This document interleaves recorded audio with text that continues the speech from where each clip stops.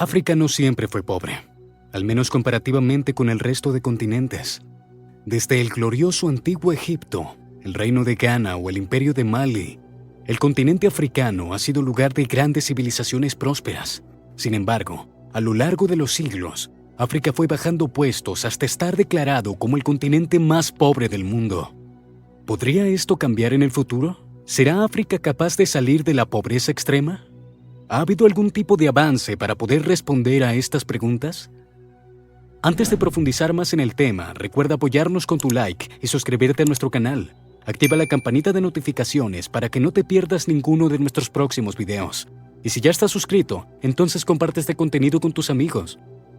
Muchos de nosotros nos preguntamos por qué África sigue siendo a día de hoy un continente tan pobre, sobre todo si tenemos en cuenta la gran cantidad de recursos de la que gozan sus tierras. Pero precisamente esta es una paradoja que sufren algunos países en todo el mundo, conocida como la maldición de los recursos, en la cual los países con abundancia de recursos naturales suelen experimentar un crecimiento económico más lento, un aumento de la pobreza e inestabilidad política en comparación con los países con menos recursos. Todos estos países se encuentran entre los mayores productores de petróleo del mundo, habiendo hasta 10 países africanos en el top 40, y no hablamos solo de petróleo. Ghana, Sudáfrica, Sudán y Mali se encuentran entre los mayores productores de oro a nivel mundial. Además, Sudáfrica produce el 75% de todo el platino del mundo y el Congo el 70% de todo el cobalto, material esencial para la fabricación de baterías recargables. Además, Botswana es el mayor productor de diamantes por valor. Costa de Marfil y Ghana producen más de la mitad del cacao de todo el mundo y el 75% de las reservas de fosfato mundiales están en Marruecos. Pero increíblemente, ninguno de estos países son ricos. Hay 3 motivos principales que han contribuido a perpetuar la pobreza en África a pesar de su abundancia en recursos naturales. Uno de estos factores es la falta de diversificación económica. Muchos países africanos han dependido en gran medida de la explotación y de sus recursos naturales, lo que los hace vulnerables a las fluctuaciones del mercado y a la inestabilidad de los precios de las materias primas. La caída de los precios del petróleo en 2014 y 2015, por ejemplo, provocó una gran recesión económica en países como Nigeria, Libia, Argelia, Angola, Congo, Gabón, Sudán del Sur y Guinea Ecuatorial. Es decir, 8 de los 10 mayores productores de petróleo africanos, disminuyendo así su PIB incluso más del 30%. Era tan solo un año. Eso para economías pobres significa una enorme pérdida y un desequilibrio en todos los sentidos. Al igual que en Ucrania, esto viene dado por la falta de infraestructuras y capital humano necesario para el desarrollo de industrias de valor agregado.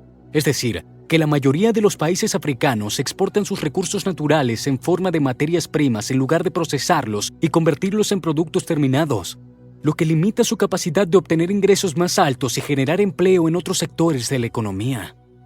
No menos grave es la corrupción y la mala gestión gubernamental que también desempeñan un papel crucial en la pobreza de África. Muchas veces las ganancias obtenidas de la explotación de los recursos naturales no se distribuyen de manera equitativa entre la población y en su lugar son malversadas por las élites políticas y económicas.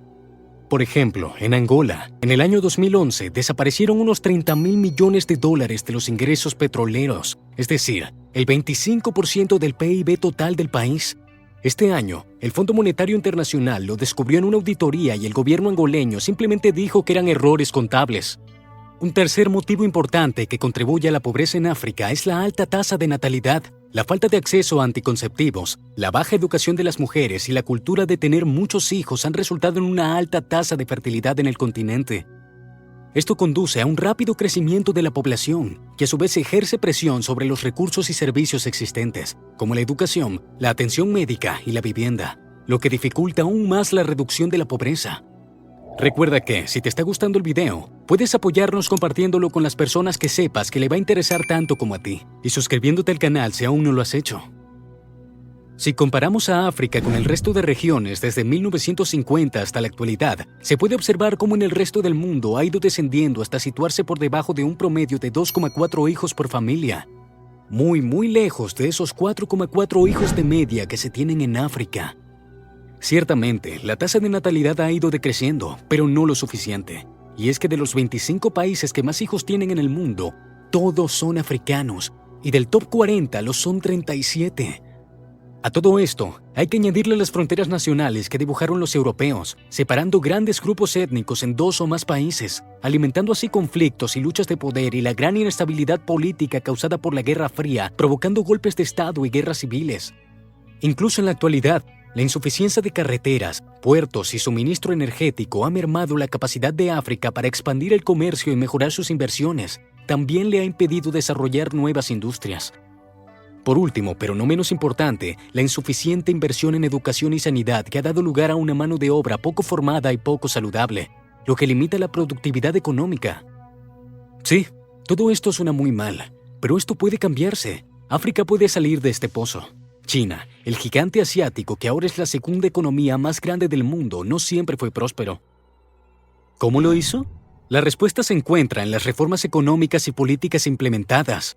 Desde finales de la década de los 70, bajo el liderazgo de Deng Xiaoping, China adoptó una serie de reformas que incluyeron la apertura de las zonas económicas especiales, atrayendo inversión extranjera y tecnología, impulsando la liberalización del comercio, lo que permitió a China aprovechar su mano de obra abundante y de bajo costo para convertirse en la fábrica del mundo.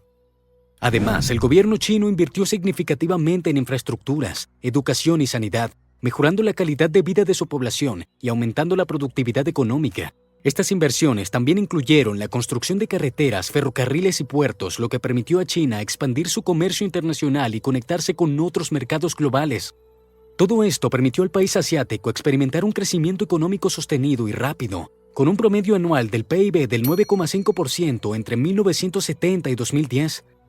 El caso de China es el más emblemático que existe, ya que pasó en 1981 de un 91% de población viviendo en la pobreza extrema al 0,14% en 2019, pero no es la única nación que ha logrado un progreso tan evidente, ya que también ha habido otros estados que han logrado grandes descensos de población en pobreza extrema, y curiosamente, de los 10 descensos más acentuados, 5 de ellos son africanos, lo que demuestra que este tipo de cambios son posibles en el continente. El problema es que a pesar de haber avanzado bastante, el punto de partida era realmente malo, tomando en cuenta que, de los 50 países con mayor porcentaje de la población en pobreza extrema, 40 de ellos son africanos. No obstante, existen casos de éxito, por ejemplo el de Etiopía, que fue entre los años 2000 y 2002 el país más pobre del mundo, con una renta media de unos $120 anuales. Pero desde entonces, han conseguido multiplicar esa cifra por 8 hasta los $925 en 2021, siendo ahora el país número 24. Etiopía ha tenido un crecimiento económico notable desde la década de 1990, impulsado principalmente por la inversión en infraestructura, el aumento de la producción agrícola y la industrialización. El gobierno etíope ha implementado políticas de desarrollo centradas en la inversión pública, la promoción de la inversión extranjera directa y el crecimiento del sector manufacturero.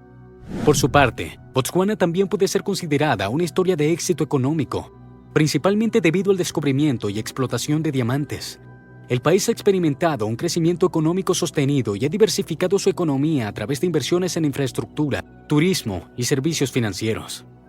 El gobierno ha seguido políticas económicas prudentes, incluida la gestión adecuada de los ingresos del diamante y la promoción de la inversión extranjera. Podríamos continuar con los ejemplos, pero todo se resume a contar con políticos anticorruptos que sepan diversificar y dirigir el país económicamente, además de, por supuesto, invertir en su propia gente, es decir, en educación, sanidad e infraestructuras.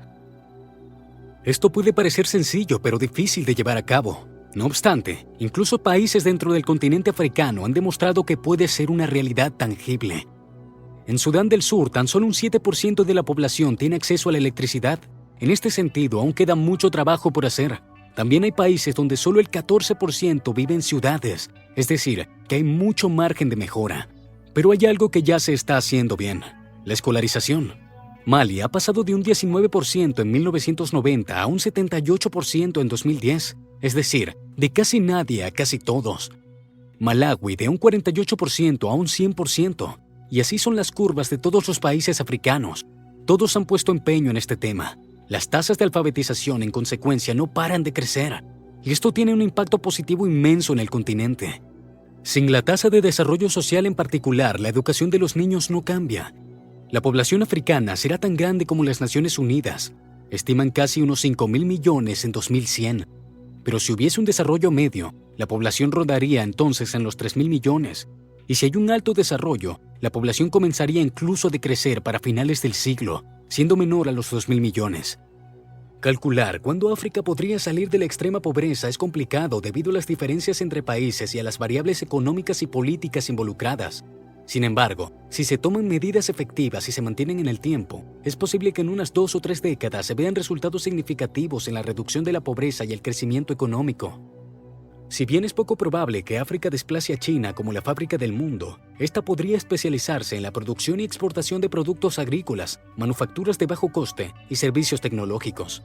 África ha demostrado ser un semillero de innovación en el ámbito tecnológico, como por ejemplo Jumia, el Amazon de África o M-Pesa, un servicio de pagos móviles como Bitcoin. Aunque África se enfrenta a desafíos importantes, su éxito dependerá en gran medida de las decisiones y acciones tomadas por sus líderes. Hace 35 años, buscar una democracia africana era un espejismo y actualmente muchos de sus países han ido transicionando hacia gobiernos más democráticos o menos autocráticos. En el año 2100, 4 de cada 10 personas en todo el mundo serán africanas. El continente será demasiado grande como para ser ignorado y, si los de arriba piensan en los de abajo, África podrá emular el éxito que ha obtenido China en las últimas décadas. Esto ha sido todo por el día de hoy. Gracias por acompañarnos hasta el final del video. Si te ha gustado el contenido, recuerda apoyarnos con tu like, suscribirte y activar las notificaciones. Así no te perderás ninguno de nuestros interesantes contenidos. ¿Te mudarías a África por una buena oportunidad de trabajo? ¿Crees que próximamente algún país africano pueda convertirse en potencia económica? Y si así es, ¿qué país crees que será? Escríbenos tu opinión en la caja de comentarios.